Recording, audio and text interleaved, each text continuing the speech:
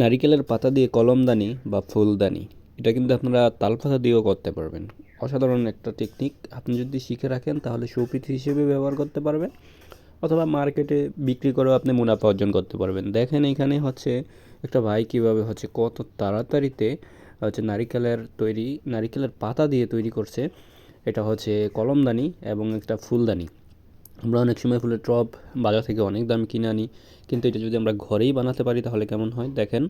এখানে কয়েকটা সিস্টেম আমি দেখিয়ে দিব, আপনিও কিন্তু শর্টকাটে এটা বানিয়ে ফেলতে পারবেন। এই পদ্ধতিটা বানানো এতটা ইজি যে আপনি কল্পনা করতে পারবেন না। দেখেন এখানে কিছু নারিকেলের পাতা নিয়ে তারপরে কিছু ক্লিপ সাথে রাখবেন এবং হচ্ছে এগুলো জোড়া দিবেন, জোড়া দিয়ে হচ্ছে বেতি যেভাবে করে ওইভাবে বান দিবেন। বাইন নেবেন বলতে গ্রামের ভাষায় বলে।